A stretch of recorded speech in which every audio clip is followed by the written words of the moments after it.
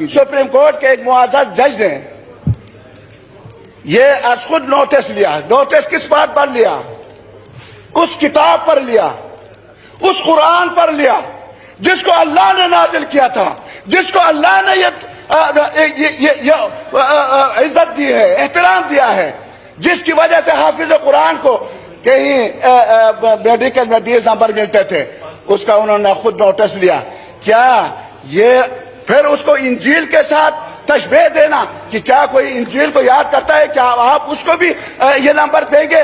حالانکہ ان کو پتہ ہونا چاہیے چیف جسٹس کو، اس جسٹس کو، کہ قرآن ناسخ ہے، انجیل منسوخ ہے، تورات منسوخ ہے، زبور منسوخ ہے. ہم ایمان سب پر لاتے ہیں، کسی کا ہم انکار نہیں کرتے. جی دوستو، تو آپ نے سنا کہ پاکستان کی پارلیمانی فلور کے اوپر مولانا عبدالاکبر چترالی صاحب کیا کہہ رہے ہیں کہ بائبل مقدس جو ہے وہ منسوخ ہو چکی ہے.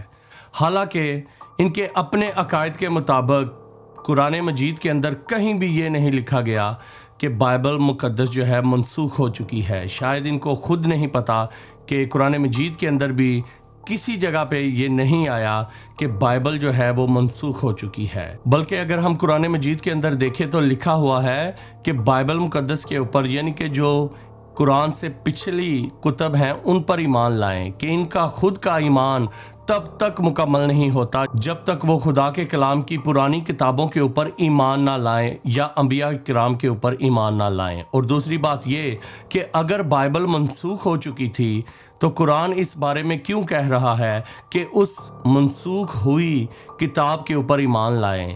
مثال کے طور پر اگر کوئی ڈاکومنٹ جو ہے وہ ویلڈ نہیں ہے تو اس پر ایمان لانے کے لیے نہیں کہا جاتا. تو اگر قرآن مجید یہ کہہ رہا ہے کہ آپ پچھلی کتابوں کے اوپر ایمان لائیں یا انبیاء پر ایمان لائیں تو وہ پچھلی کتابیں ویلڈ ہیں. اور اس کے ساتھ ساتھ اگر ہم دیکھیں تو قرآن مجید کے اندر یہ بھی لکھا ہوا ہے کہ اے مسلمانوں، اے ایمان والو، اگر تم علم نہیں رکھتے تو اہل کتاب سے رجوع فرماؤ.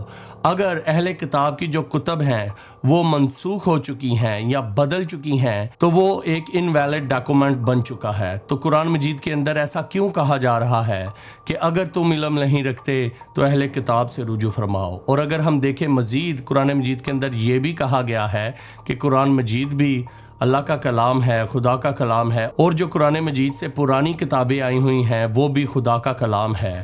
تو یہ کیسا خدا ہے کہ یہ ایک کتاب کی تو حفاظت کرتا ہے مگر وہ اپنے کلام کی پرانی کتابوں کی حفاظت نہ کر سکا؟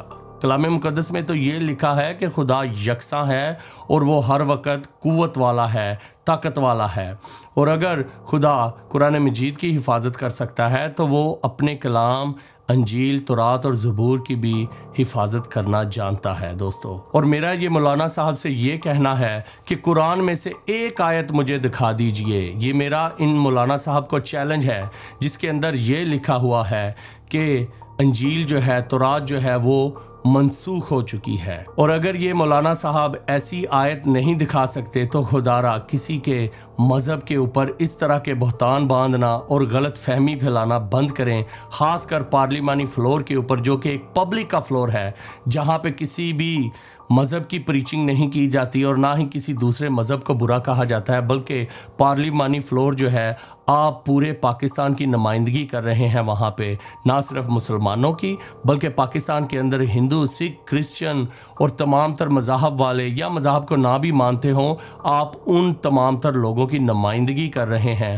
اور جب آپ کسی دوسرے مذہب کے اوپر اس طرح کی باتیں کستے ہیں تو دوستو دوسرے پاکستانی یا دوسرے مذہب والوں کی دل آزاری ہوتی ہے. کم از کم پاکستان کے پارلیمانی فلور کے اوپر ایسی باتیں نہ کی جائیں بلکہ پیار، محبت اور امن کی بات کی جائے. آئیے میں آپ کو بتاتا ہوں کہ خدا کے کلام کے اندر لکھا ہوا ہے کہ خدا اپنے کلام کی خود حفاظت کرتا ہے کیونکہ ہمارا زندہ خدا طاقت والا، قوت والا ہے. خدا کا کلام نہ کبھی بدلا اور نہ کبھی بدلے گا، بلکہ خدا کے کلام کے اندر اتنی قوت ہے کہ وہ دنیا کی اور آپ جیسے اور میرے جیسے لوگوں کی زندگیاں بدلنے پر قادر ہے. God bless you.